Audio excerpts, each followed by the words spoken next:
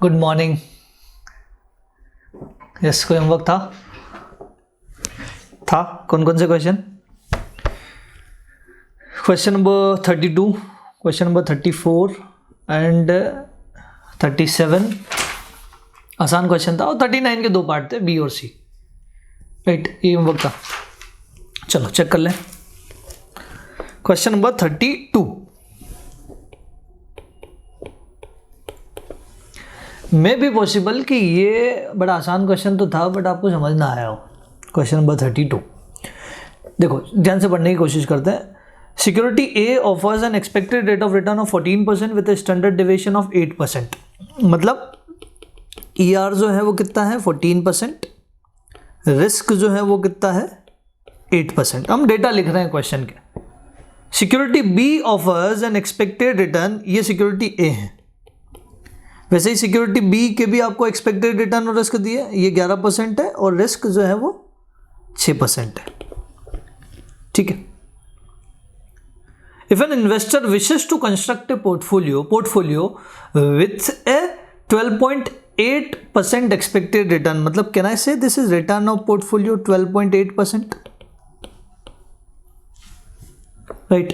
तो what percentage of portfolio will consist of security A, मतलब security ए में आप कितना इन्वेस्टमेंट करोगे या आपका पोर्टफोलियो सिक्योरिटी ए से कितना फिलअप होगा, राइट। समझ पा रहे हो क्या कि आपके पोर्टफोलियो में सिक्योरिटी ए कितना होगा? ठीक है, हम दोनों ही निकाल सकते हैं। अब ए पूछा है तो ये निकाल लेंगे, कोई दिक्कत नहीं है। पहले मुझे बताओ आरपी का फॉर्मूला क्या है? आरपी का अभी भूल जाओगे क्या कर रहे हैं हम, बट आप पहुंच जाओगे वहां जहां आपको पूछना है।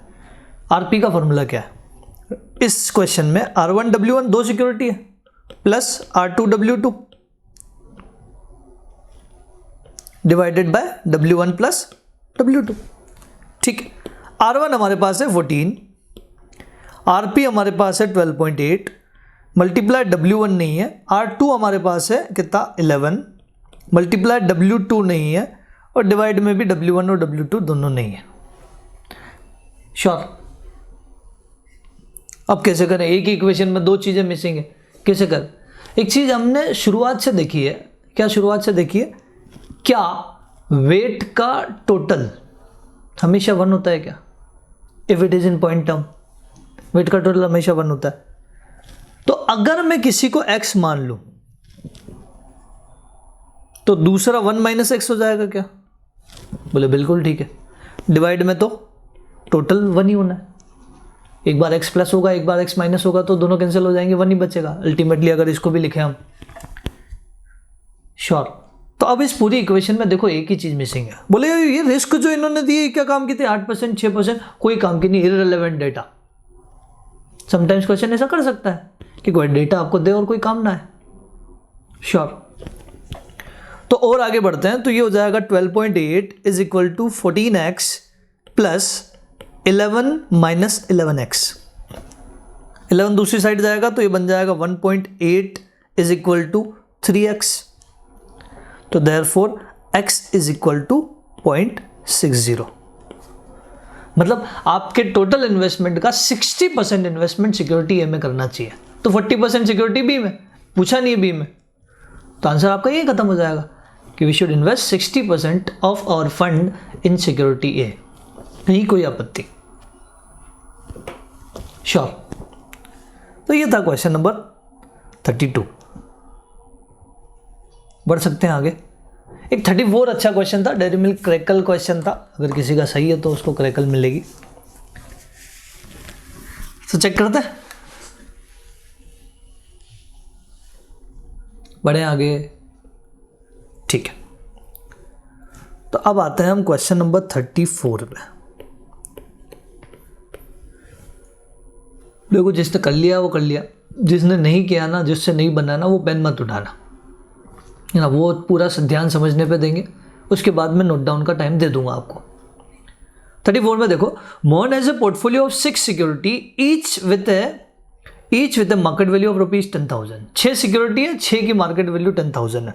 तो क्यों ना मैं लिख लूँ इसको 1 2 3 4 5 6, और सबकी मार्केट वैल्यू कितनी? 10,000 10,000 10,000 each with market value of 10,000, each word important था, ठीक।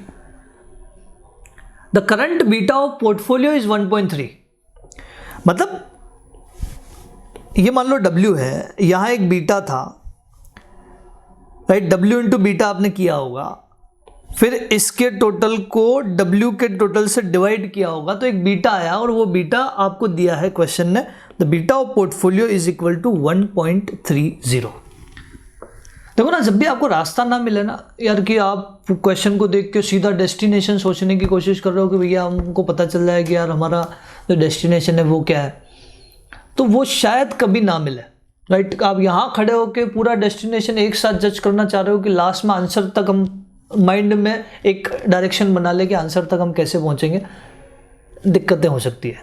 तो जब भी ऐसा हो ना, तो आप स्टेप बाय स्टेप थोड़ा थोड़ा आगे बढ़ते जाओ, जो क्वेश्चन बोल रहे हैं ना वो लिखते जाओ, समझ पा रहे हो, लिखते जाओ लिखते जाओ, धीरे धीरे धीरे धीरे आपको आगे का रास्ता दिखता हुआ जाएगा, और आगे का रास्ता दिखता हुआ जाएगा, हो सकता है कि आप आंसर तक पहुंच जाओ, नहीं हो सकता है तो आप वहीं रुकोगे तो स्टेप मार्किंग मिल जाएगी। बट आप वहां खड़े होकर सोच रहे हो यार लास्ट तक नहीं पहुंच पा रहे, आपने क्वेश्चन छोड़ दिया तो पूरा ही गलत हो गया, ठीक है।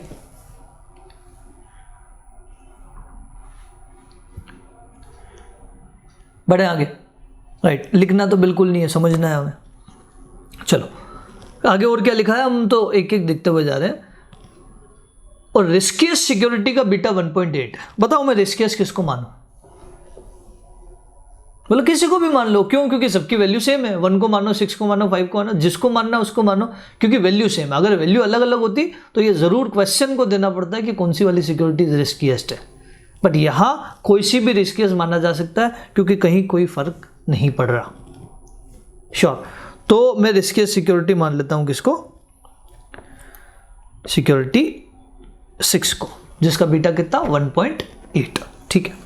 अब क्या चाह रहे हैं ये कि इस रिस्कियस सिक्योरिटी को जो है वो बेचना चाह रहे हैं। मोन विशेस टू रिड्यूस इस पोर्टफोलियो बीटा टू 1.15, मतलब ये पोर्टफोलियो बीटा 1.3 था, उसको 1.15 करना चाहता है by selling the riskiest security with another security, मतलब इसको किसी और सिक्योरिटी से रिप्लेस करेगा, और वो जिस सिक्योरिटी से रिप्लेस करेगा उसका बीटा कितना होना चाहिए, ये क्वेश्चन ने आपसे पूछा है। जिस सिक्योरिटी से रिप्लेस करेगा उस सिक्योरिटी का बीटा बता दो बस। अब हमें लास्ट तक का रास्ता तो अगेन नहीं दिख रहा, ठीक है, तो थोड़ा और आगे बढ़ने की कोशिश करते हैं। इतना तो हम कर सकते हैं ना यार कि इसका टोटल जो है, ये वेट का जो टोटल है, वेट का टोटल 60,000 है, पता नहीं क्यों कर रहे हैं हम, बट जितना आ रहा है उतना कर रहे हैं। 10,000 इंटू 1.8 करेंगे तो ये 18,000 आ जाएगा, इतना हमें क्लियर है। ये समीशन W है, ये समीशन W इंटू बीटा है। क्या समीशन W इंटू बीटा निकाल सकते हैं हम? बोले कैसे? कि beta of portfolio is equal to summation W into beta divided by summation W, और आपके पास 1.30 है, आपके पास summation W into beta missing है, लेकिन समीशन W 60,000 है, तो क्या पुराना वाला समीशन W इंटू बीटा आप निकाल सकते हो क्या? श्योर, बताओ कितना आ रहा है? 60,000 इंटू 1.70,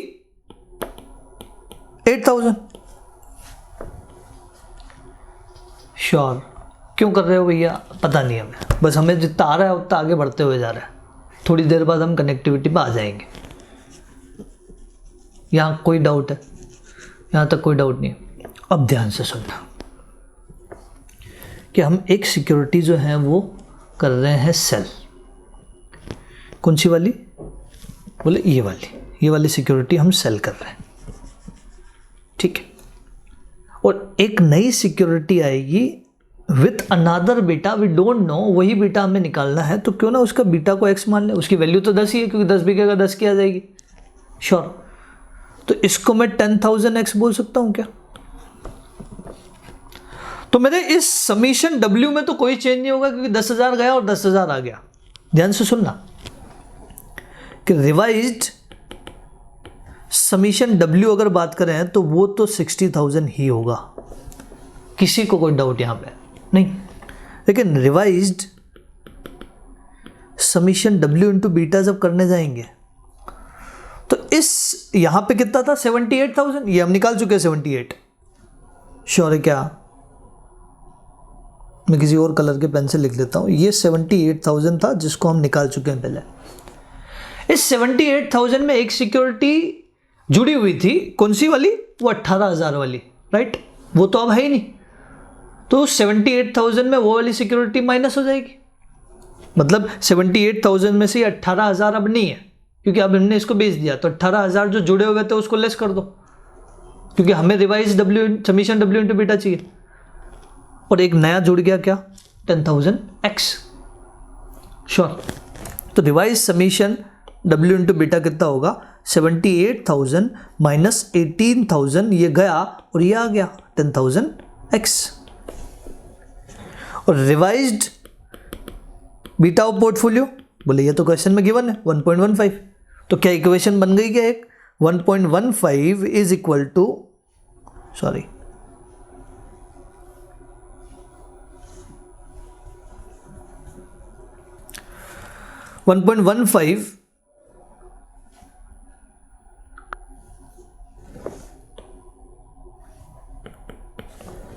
चलो आगे बढ़ते हैं। तो 1.15 is equal to 78,000 minus 18,000 plus 10,000 x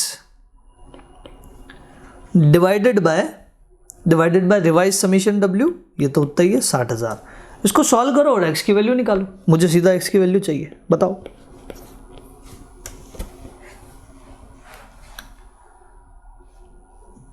बताओ सॉल्व करके, क्या पूरा क्वेश्चन समझ आया? इसको अलग वे में भी किया जा सकता था। हो सकता था किसी ने बची हुई 5 सिक्योरिटी का जो है वो वेटेड एवरेज अलग निकाल लिया हो, जैसे हमने रिस्क की कैटेगरी एक बनाई थी, रिस्क फ्री, एक इस टाइप का आपने कैटेगरी 1 कैटेगरी 2 बना दिया हो। ऐसे भी आपने किया होगा। अल्टीमेट आपका आंसर वही आएगा जो अभी एक्स का आंसर यहाँ आएगा। अब बता दो, जिन्होंने किया घर पे कर लिया है, उन्होंने इस टाइप से किया है, अलग टाइप से किया, आंसर बता दो कितना आ रहा है बेटा? 0.90। आप चेक कर लो, इससे भी आपका 0.90, किसी और तरीके से भी 90। डेस्टिनेशन अल्टीमेट मैथमेटिक्स का सेम है, कहीं कोई आपत्ति नहीं है। ये नोट डाउन कर लो आप, बिल्कुल।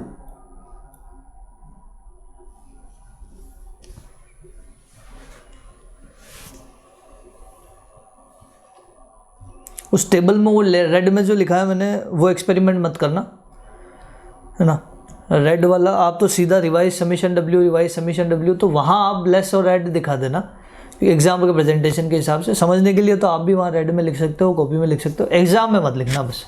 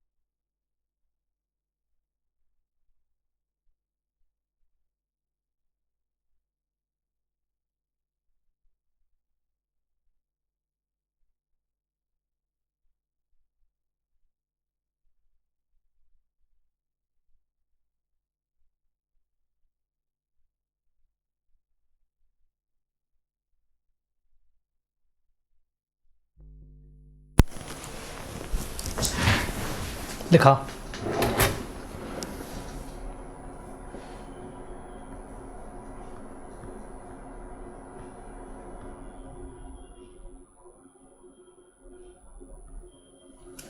ये वाला पोर्शन तो लिख लिया।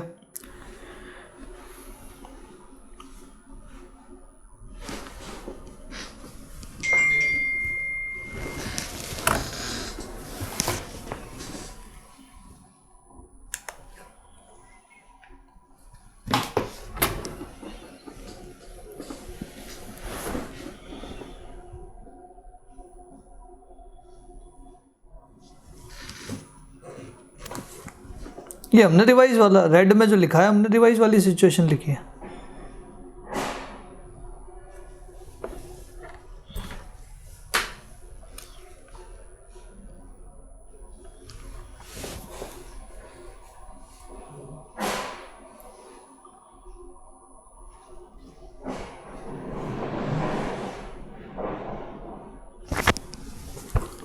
और कोई होमवर्क था इसके अलावा? एक था सबसे last question number 39, touch food limited का ए पार्ट हमने कंपनी ए हमने कर लिया था, प्रोजेक्ट ए। बी और सी आपके लिए होमवर्क था। आ जाए क्या उस पर?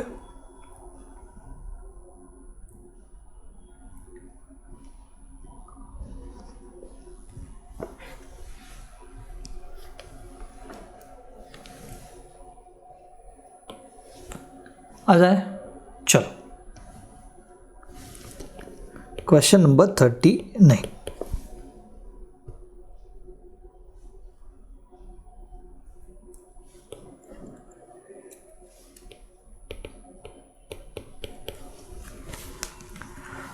में बी में आप मुझे बताओ, आपने जो CAPM से रिटर्न निकाला वो कितना आया?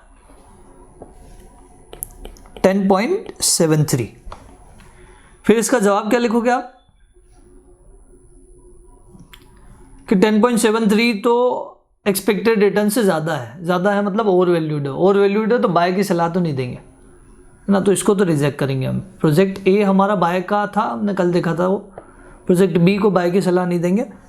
सी में वो जो आर है वो नेगेटिव आ रहा है। नेगेटिव आ रहा है तो वो हमारे एक पोर्शन को पूरे को नेगेटिव बना देगा। आपने जो बीटा निकाला होगा, बीटा से रिटर्न निकाला होगा, श्योर। तो RF प्लस हो रहा है, लेकिन RF के बाद वो पोर्शन हो जाएगा माइनस। कोई दिक्कत नहीं, आपका रिटर्न उसकी वजह से थोड़ा सा कम हो जाएगा। कितना हो जाएगा ये ध्यान रख रहा होगा आपने, कितना हो जाएगा 5.14%। और ये 8 से कम है तो इसको बोलेंगे अंडर वैल्यूड। मतलब प्रोजेक्ट ए और project C should be accepted because these are under valued.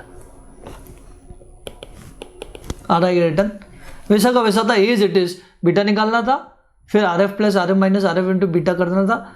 वो जो रिटर्न आया वो ये है, इसको कंपेयर करना था एक्सपेक्टेड रिटर्न से। CAPM is less than expected, under valued. CAPM is greater than expected और वैल्यूड। श्योर, कहानी खत्म। 100%। चलो अब एक छोटे से क्वेश्चन पे आते हैं। अगेन बड़ा आसान क्वेश्चन था ये भी, पर ये कुछ कनेक्टेड था, कुछ डिफरेंट था। Vivek is holding 1000 share of right choice limited. पढ़ो एक साथ, हम साथ में ही पढ़ेंगे। And the current rate of dividend paid by the company is ₹5। Current dividend है। शेयर प्राइस जो है वो है 50। However the several factors are likely to change during the existing factors दिए हैं, रिवाइज फैक्टर्स दिए हैं आपको। RF दिया है, रिस्क प्रीमियम मतलब RM माइनस RF दे दिया है, ठीक है। एक्सपेक्टेड ग्रोथ रेट दिया है आपको। इन view of the above factor weather should Vivek should buy, hold और सेल। जैसे ही आता है हमारे माइंड में आता है कि यार CAPM से एक्सपेक्टेड को कंपेयर करना है, लेकिन पहली बार ऐसा हो रहा है कि यहाँ CAPM से हम रिटर्न तो निकाल पा रहे हैं, लेकिन एक्सपेक्टेड रिटर्न क्वेश्चन में प्रिंट नहीं है। तो इस क्वेश्चन में हम क्या करेंगे, कहाँ से क्वेश्चन को सॉल्व करेंगे, क्या शुरुआत होगी, सारी चीज़ें समझने की कोशिश करते हैं। देखो सेम डेटा अब तक हमने जहाँ पे भी बाय सेल होल्ड इसकी सलाह दी है, तो हमने एक रिटर्न हमारे पास पहले से प्रिंट था, एक रिटर्न हमने CAPM से निकाला और कंपेयर किया। हमेशा ऐसा ही किया, लेकिन आज पहली बार ऐसा नहीं हो रहा है। क्यों? क्योंकि एक एक्सपेक्टेड रिटर्न प्रिंट नहीं है। तो एग्जाम में यह हिंट मिली कि यार एक्सपेक्टेड रिटर्न प्रिंट नहीं है। श्योर। तो अब हम प्राइस को प्राइस से कंपेयर करेंगे। अब तक हम क्या कर रहे थे, परसेंटेज को परसेंटेज से कंपेयर कर रहे थे, अब हम प्राइस को प्राइस से कंपेयर करेंगे कि एक प्राइस क्वेश्चन में प्रिंट है 50, एक प्राइस हम निकाल लेंगे। बोले कैसे निकालेंगे? एक फॉर्मूला हमने पढ़ा डिविडेंड पॉलिसी में, याद करो, वो बना कैसे वो भी देख लो अगर नहीं देखा किसी ने तो। K E is equal to, formula हमने पढ़ा क्या, D1 upon P0 plus G पढ़ा। अगर इसी फॉर्मूले को P0 के सेंस में लेना हो तो D1 अपॉन के ई माइनस जी बनेगा क्या ये फॉर्मूला? जी उधर जाके माइनस हो जाएगा और फिर P0 और के ई माइनस जी रिप्लेस हो जाएगा। आप चाहो तो डिटेल में सॉल्व करके देख लो, अल्टीमेट यही बनेगा कि P0 is equal to D1 upon के ई माइनस जी। मतलब हमें P0 निकालना है, एक P0 क्वेश्चन में गिवन है। चलो एक एग्जिस्टिंग वाली सिचुएशन मैं बना लेता हूँ, रिवाइज वाली आप अभी सॉल्व करके मुझे बताओगे। चलो एग्जिस्टिंग वाली सिचुएशन मैं बता रहा हूँ, मैं अलग तरीके से बता रहा हूँ जिससे आपको समझ आए। एग्जाम में आपको कैसे करना है वो तो स्टेप बाय स्टेप आप आगे बढ़ाते हो जाना। जैसे P0 मुझे निकालना है तो D1 अपॉन के ई माइनस जी। मैं एक एक में डबल क्लिक करके यही बताऊंगा। जैसे D1 जो है वो D1 आएगा 5 D0 इंटू 1 प्लस जी मल्टीप्लाई 1.06। चाहो तो आप 5 प्लस 6% भी कर सकते हो कि 5 में 6% ग्रोथ लगा दो। अल्टीमेट बात वही है कि 5 में 6% जोड़ो या मल्टीप्लाई 1 प्लस जी करो, ठीक है। के ई कैसे आएगा भैया? CAPM से। CAPM क्या के ई का एक फॉर्मूला है? बिल्कुल है। जी क्या है? जी गिवन है, श्योर। अब CAPM से जब के ई निकालोगे तो वो कितना आ रहा है ये बताओ पहले। 8 मल्टीप्लाई 1.42 सीधा, क्योंकि RM माइनस RF सीधा दिया है। 8 मल्टीप्लाई 1.42 प्लस 14 तो आ गया 25.36%। ये आ जाएगा 25.36% और ये आ जाएगा 6%। सब कुछ गिवन है। अब इसको और आगे बढ़ाते हैं तो कितना हो जाएगा? वो हो जाएगा ऊपर 5.3 डिवाइडेड बाय 0.2536 माइनस 0.06। चाहो तो परसेंटेज में भी रहना, तो वहाँ कोई दिक्कत वाली बात नहीं। पॉइंट में रखा तो फिर आप परसेंटेज वाला बटन प्रेस करने की आपको ज़रूरत नहीं है। तो 0.2536 माइनस 0.06, राइट। 5.3 को डिवाइड कर दो आप उससे, अल्टीमेट आंसर कितना आ रहा है? 27.38। और हम क्या बोलेंगे, अब ध्यान से सुनना, हम क्या बोलेंगे कि जो करंट मार्केट प्राइस है उसको कंपेयर करेंगे इससे, कि हमारे हिसाब से प्राइस होनी चाहिए थी 27 और प्राइस आज की डेट में कितनी है? 50। श्योर। तो 50 इज ग्रेटर देन 27.38। 50 को आपको बेस पहले लिखना है। 50 इज ग्रेटर देन 27.38, तो therefore it is over valued. आज के दिन ये क्या है? ओवर वैल्यूड है। तो therefore we should sell this. हमें ओवर वैल्यूड चीज़ों को बेचना चाहिए, श्योर। तो ये थी कहानी किसकी? एग्जिस्टिंग सिचुएशन की। तो क्या आप मुझे ऐसे ही रिवाइज सिचुएशन की कहानी बता सकते हो? सेम तरीके से बताओ मुझे रिवाइज सिचुएशन का, मुझे चाहिए P0। आप कैलकुलेट करके बता रहे हो रिवाइज सिचुएशन का P0, पहले ये लिख लो, इसके बाद आप रिवाइज सिचुएशन के P0 पर आ जाओ।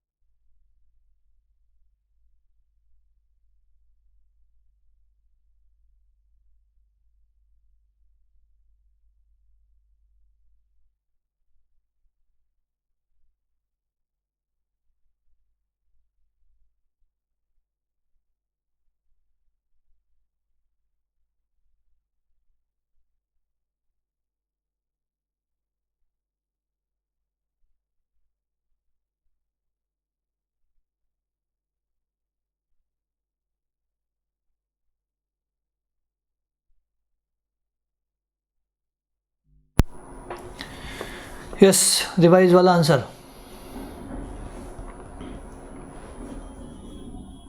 कितना 57.17। अब इसको 50 से कंपेयर करेंगे तो क्या आज की डेट में प्राइस कितनी है 50, और हम कितना सोच रहे हैं 57.17, मतलब आज की डेट में अंडर वैल्यूड है, तो हम क्या सलाह देंगे, बाय इट, राइट। तो we should buy this security in revise situation. ये आपका जवाब हो जाएगा, श्योर है। बढ़े आगे, ठीक है।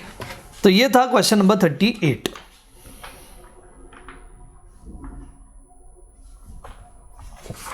अब आते हैं हम क्वेश्चन नंबर, हमारा इस चैप्टर का लास्ट कंसेप्ट है ये,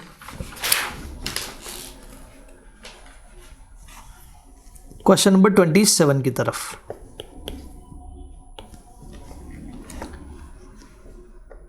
पर 27 पे आने से पहले एक चीज मुझे बताओ यार, ध्यान से सुनना बस,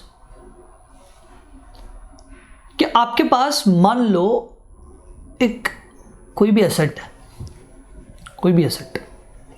वो आपको हर साल 1-1 लाख रुपए जनरेट करके दे रही है, हर साल 1-1 लाख रुपए आपको मिलेंगे उससे 10 सालों तक, 10 के बाद कुछ नहीं मिलेगा, ना वो एसेट बिकेगी, खत्म।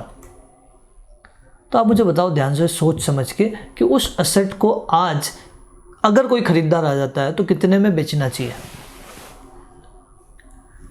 आज ही कोई खरीदार आ जाए उस एसेट का आपके पास, तो कितने में बेचोगे अगर हर साल 1-1 लाख रुपए वो एसेट देती हुई जा रही है, तो कितने में बेचोगे। ऐसी कहानी हम पहले भी देख चुके हैं, आज वापस से यूं मानो कि रिपीट हो रहा है।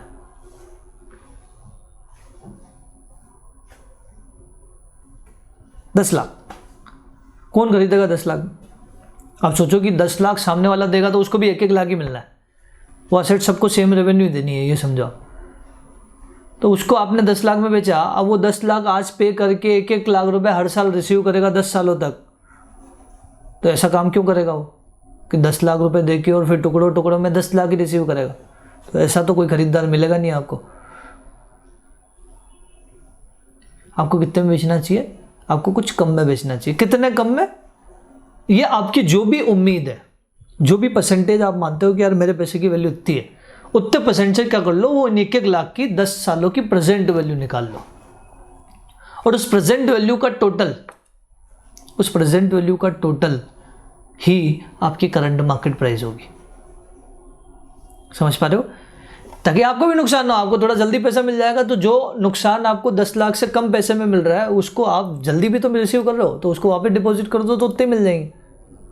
समझ पा रहे हो? तो जितने भी परसेंटेज आपकी एक्सपेक्टेशन है उतने परसेंटेज से सबकी प्रेजेंट वैल्यू निकाल लो, टोटल कर दो, तो वो आ जाएगी करंट मार्केट प्राइस। मतलब current market price is nothing but, current market price ये है कि आने वाले टाइम पे जो भी मिलने वाला है उसकी प्रेजेंट वैल्यू का टोटल। देखा हमने ये कंसेप्ट पहले भी देखा है कि आने वाले टाइम पे जो भी मिलने वाला है उसकी प्रेजेंट वैल्यू का टोटल होता है करंट मार्केट प्राइस। ठीक है, अब क्वेश्चन नंबर 27 पढ़ो आप। फेस वैल्यू दी है 1000, कूपन रेट मतलब इंटरेस्ट रेट दिया 16%, मैच्योरिटी है 6 साल की, रिडम्पशन वैल्यू है 1000, रिटर्न टू मैच्योरिटी मतलब ये आपकी एक्सपेक्टेशन है कि आपको इतना रिटर्न चाहिए, वो है 18%। तो इस शेयर को कितने में खरीदना चाहिए? What is current market price? उसके आगे अलग है, कोमा लगा दो आप, current market price, duration and volatility. 3 चीजें पूछी, ड्यूरेशन और वोलेटिलिटी क्या होता है उसको हम समझने की कोशिश करेंगे। बट सबसे पहला क्वेश्चन है what should be the current market price. तो करंट मार्केट प्राइस क्या है कि आने वाले टाइम पे जो भी मिलने वाला है उसकी प्रेजेंट वैल्यू का टोटल। तो आप ईयर की टेबल बनाओ, एक ईयर 1 2 3 4 5 6, फिर लिखो आप cash flow, right. Cash flow कितना मिलेगा आने वाले टाइम पे? बोले 6 सालों तक हमें 16% के हिसाब से फेस वैल्यू 1000 है, तो 160 रुपए का इंटरेस्ट मिलेगा क्या? बोले 160 160 160 160 160, और छठे साल भी 160 भी मिलेगा और 1000 की रिडम्पशन प्राइस भी मिलेगी, तो कहना इससे 1160 ये आने वाले टाइम पे आपको मिलने वाला है। अब इसको आप present value factor at the rate 18% से, क्योंकि ये आपकी एक्सपेक्टेशन है, इससे मल्टीप्लाई कर दो तो आ जाएगी आपकी प्रेजेंट वैल्यू, और उसका टोटल हो जाएगा आपकी करंट मार्केट प्राइस। इसके आगे भी मुझे और टेबल बनानी है, मतलब इसके आगे मैं और बढ़ाऊंगा टेबल को, तो आप नोट डाउन करो, तो ध्यान रखना कि बाद में 2-3 कॉलम की जगह छोड़ना, राइट। तो क्योंकि 2-3 कॉलम मुझे चाहिए इसके बाद, और क्योंकि दूसरे फॉर्मूले भी पूछे ना, ड्यूरेशन, वोलेटिलिटी, तो सबको समझने की कोशिश करेंगे। बताओ, प्रेजेंट वैल्यू फैक्टर मैं लिखवा देता हूँ, 1 डिवाइडेड बाय 1.18 इक्वल टू करोगे तो 0.847, फिर 0.718, 0.609, 0.516, 0.437, 0.370, राइट।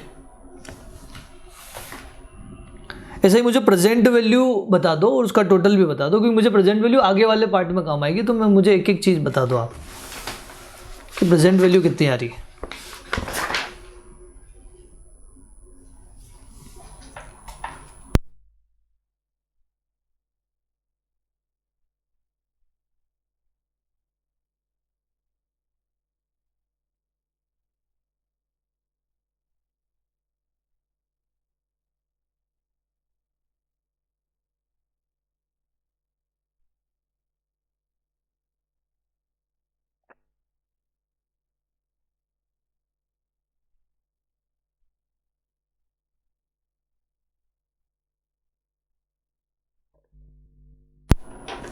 यस, प्रेजेंट वैल्यू कितनी कितनी आई?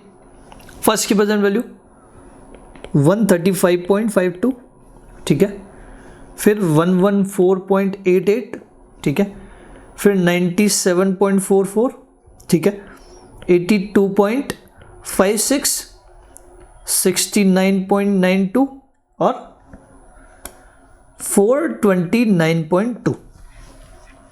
ये आ गई प्रेजेंट वैल्यू। टोटल कितना आ रहा है? 929.52। यह आपका हो गया फर्स्ट पार्ट का answer, current market price.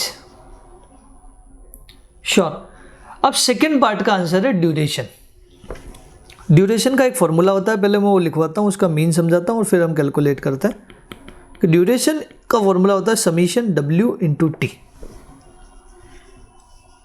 W क्या है? W मतलब हमें निकालना पड़ेगा W। ये जो प्रेजेंट वैल्यू है ना, ये जो प्रेजेंट वैल्यू आपको दिख रहा है,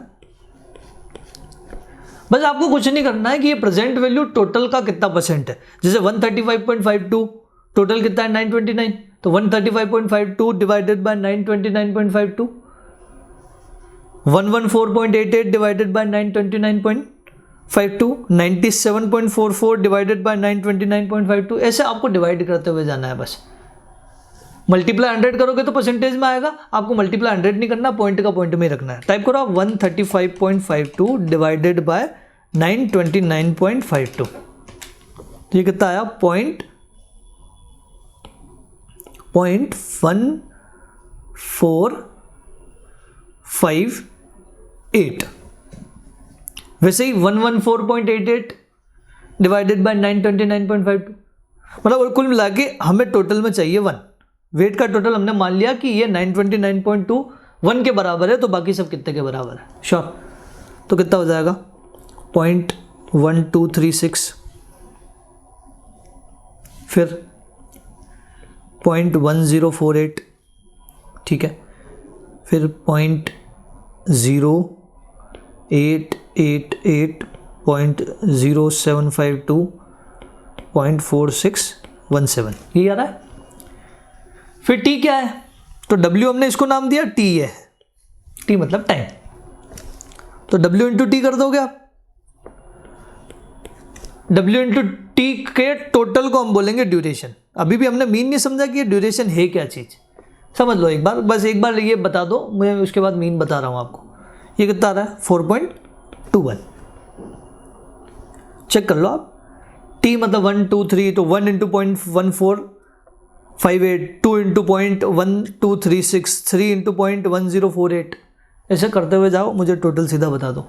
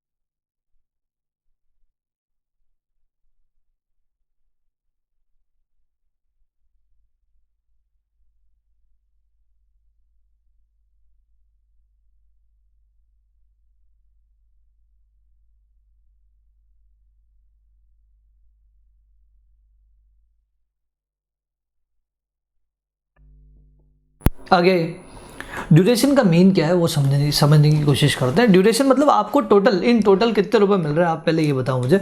160 तो 6 सालों तक मिल रहा है, 160 160 160, तो 160 इंटू 6 करो, 960 प्लस 1000 रुपये और मिल रहा है, मतलब टोटल 1960 रुपीज मिल रहे हैं आपको, 1960 रुपये मिल रहे हैं टुकड़े टुकड़ों में। ये टोटल 1960 रुपये आपको एक लमसम, बार बार टुकड़ों में ना पे करते हुए लमसम किस टाइम पे कर दें ताकि कंपनी को भी नुकसान ना हो और आपको भी नुकसान ना हो। ये ड्यूरेशन है। मतलब duration is the time period when the investor gets lump sum amount at which neither the company nor the investor will be at loss. क्या हो रहा है, देखो इन्वेस्टर को नुकसान क्या होगा कि 160 थोड़े जल्दी मिल रहे थे, राइट, वो लेट मिलेंगे, लेकिन बाद के जो 1000 रिडम्पशन प्राइस है वो भी तो जल्दी मिल रही है, तो कुछ इंटरेस्ट का नुकसान शुरू के सालों में होगा, तो बाद वाले सालों में इंटरेस्ट ज्यादा मिल जाएगा, उससे नलीफाई हो जाएगा। कंपनी के एंगल से बात करें तो कंपनी थोड़े सालों तक पे नहीं करेगी तो थोड़े साल इंटरेस्ट का फायदा कमा लेगी, लेकिन उसको थोड़ा पेमेंट जल्दी भी रिलीज करना पड़ेगा, तो वहां इंटरेस्ट का नुकसान अल्टीमेट वो भी नलीफाई हो जाएगा। तो उस पर neither the company nor the investor will be at loss, right. तो ड्यूरेशन में कहीं लिखवा रहा हूं, आप लिखो, डिक्टेट करो, ड्यूरेशन का मीन लिखवा रहा हूं। Duration is the time period, duration is the time period at which duration is the time period at which investor gets lump sum amount at which investor gets lump sum amount at this point of time। अगली line है at this point of time neither the investor at this point of time neither the investor nor the company will be at loss. इससे फायदा क्या हो जाता है कि बार बार की फॉर्मेलिटी से टेंशन खत्म, बार बार की फॉर्मेलिटी करनी नहीं ना, अब 160 बार बार रिलीज करने, बार बार एक लमसम अमाउंट इस टाइम पे दे दो, किसी को नुकसान नहीं हो रहा, तो दोनों पक्षों को कोई आपत्ति होगी ही नहीं, ना कंपनी को ना इन्वेस्टर को। श्योर 100%। अब वोलेटिलिटी क्या होता है, वोलेटिलिटी हम समझने की कोशिश करते हैं। वोलेटिलिटी का एक फॉर्मूला है, वो है duration upon 1 plus yield. Duration कितना, 4.21 अपॉन 1.18, 4.21 डिवाइडेड बाय 1.18, तो कितना आ गया 3.5678। ये वोलेटिलिटी हो गया। क्या मीन है, क्या इंपैक्ट आएगा इसका, अगेन थोड़ी देर बाद हम उसकी चर्चा करेंगे, राइट। यहां तक अगर नोट डाउन ना हो तो बिल्कुल कर लो बिंदास होके।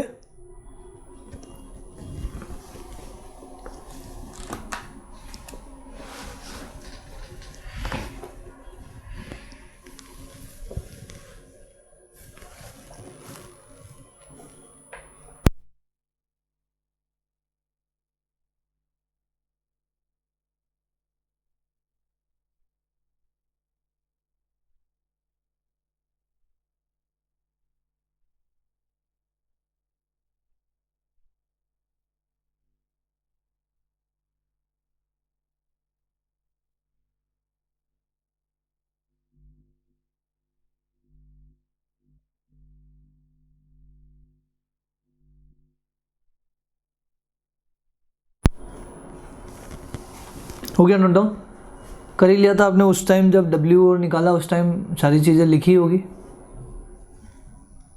नहीं लिखी थी?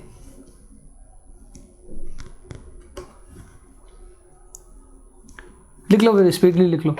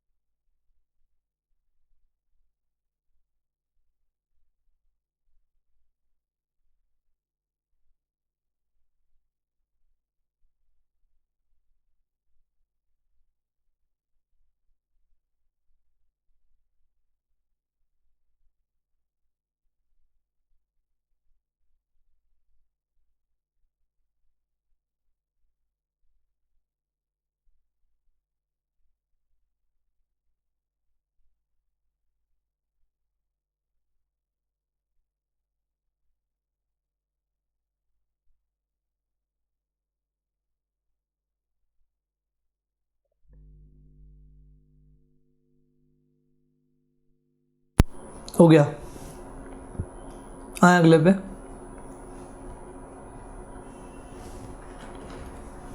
अगला पार्ट पढ़ो इस क्वेश्चन का यार। अगला पार्ट क्या बोल रहा है?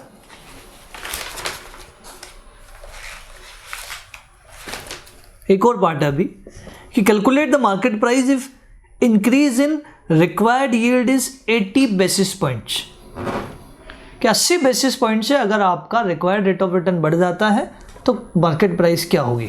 वोलेटिलिटी अभी भी हमने नहीं समझा है, राइट। वोलेटिलिटी इसके बाद हम समझने की कोशिश करेंगे कि उसका इम्पैक्ट क्या है, तो टेंशन बिल्कुल मत लेना, अभी केवल आप ध्यान दो उस पर, अगले वाले पार्ट पे। वोलेटिलिटी पे हम वापस आ जाएंगे।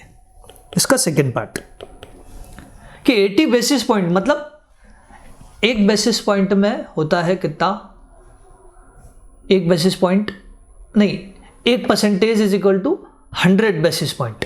1% is equal to 100 basis point, मतलब 80 बेसिस पॉइंट का मतलब होता है 0.8%। मतलब 18% जो रेट थी अगर वो 18.8% हो जाए तो हमारी रिवाइज प्राइस क्या होगी। तो कोई दिक्कत नहीं, वापस बना लो। 1 2 3 4 5 6 कैश फ्लो कितना 160 160 160 और लास्ट में 1160। इसको प्रेजेंट वैल्यू फैक्टर से मल्टीप्लाई करना है बस। अब ध्यान रखना है कि एट द रेट 18.8% वाला फैक्टर होगा। इससे जो भी प्राइस आएगी उसका टोटल करंट मार्केट प्राइस होगी, उससे जो भी प्रेजेंट वैल्यू आ रही है। ये आपका आंसर है सेकेंड पार्ट का। बताओ ये कितना आ रहा है। 18.8% से आपको प्रेजेंट वैल्यू निकालनी है।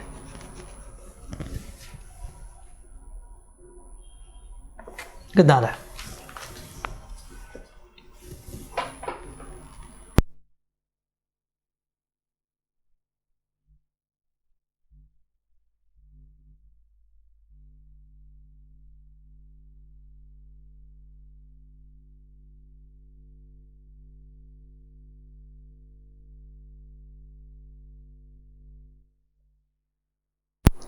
इनके वेक्टर्स की बात करें तो वेक्टर्स आ रहे होंगे 0.8418, 0.7085, 0.5964, बोलते हुए जाओ, 0.5020, 0.4226, 0.3557।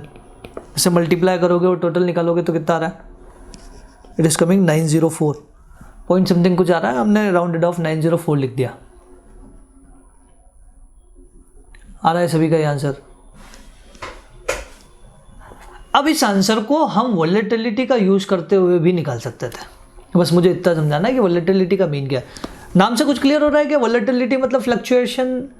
वोलेटिलिटी समझ पा रहे हो? Fluctuation, sure. तो इसको हम एक अलग तरीके से मैच करने की कोशिश करते हैं। कैसे कि पहले प्राइस कितनी थी पुरानी वाली? 929.5 ये प्राइस थी। मल्टीप्लाई वोलेटिलिटी, वोलेटिलिटी कितना आया था? 3.5678, 3.5678 मल्टीप्लाई कितने बेसिस पॉइंट से चेंज करना है? 0.80% से। तो ये जो आ जाएगा ना, ये आ जाएगा चेंज इन प्राइस। ये चेंज इन प्राइस में दो फैक्टर आया, एक वोलेटिलिटी आया और एक 0.8% आया। तो 929.5 मल्टीप्लाई 3.5678 मल्टीप्लाई 0.8% कितना है? 26.5 आया। अब पुरानी वाली प्राइस कितनी थी? 929.5। चेंज कितना आया? 26.5 का। ये लेस कर दो आप, तो नई वाली प्राइस कितनी आ गई? 903। देखो आपकी 903 904, ठीक है। मतलब आपको उसके आसपास वो ले गया। मतलब बिना वापस टेबल बनाए भी आप वोलेटिलिटी का यूज करते हुए आप अगली प्राइस क्या होने वाली है उसका इम्पैक्ट बता सकते हो। उसके आसपास की प्राइस आ जाएगी, श्योर। तो एक एनालिसिस के लिए काम आता है कि वोलेटिलिटी में आने वाले टाइम पे कितना चेंज होगा। बट माइंड में एक डाउट जरूर है आपके, मुझे पता है, कोई टेंशन नहीं, हैंड मत रेस करो, मुझे पता है क्या डाउट है। बोले हमें कैसे पता चल रहा है कि भैया ये 26 जो है वो लेस करना है? हमें कैसे पता चला? ऐड भी तो कर सकते थे। ये चेंज इन प्राइस समझ आ रहा है, लेकिन चेंज प्लस है कि माइनस है ये कैसे पता चल रहा है? सुनो, आप मुझे ध्यान से बताना कि जैसे जैसे हम परसेंटेज बढ़ाते हैं हमारी प्रेजेंट वैल्यू गिरती है कि बढ़ती है? प्रेजेंट वैल्यू जैसे जैसे परसेंटेज बढ़ता हुआ जाता है प्रेजेंट वैल्यू गिरती हुई जाती है।